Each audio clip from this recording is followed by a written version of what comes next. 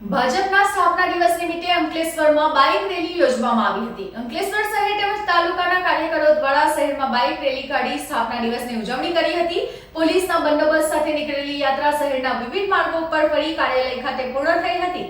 અંકલેશ્વર શહેર તેમજ તાલુકા ભાજપ દ્વારા ભાજપ સ્થાપના દિવસની ઉજવણીના ભાગરૂપે બાઇક રેલીનું આયોજન કરવામાં આવ્યું હતું। રામકુંડ રોડથી નીકળેલી બાઇક રેલી શહેરના વિવિધ માર્ગો પર ફરી હતી। ભાજપના સ્થાપના અને ભાજપ દ્વારા કરવામાં આવી રહેલા કામો અંગે લોકોને જાણકારી આપવામાં આવી હતી।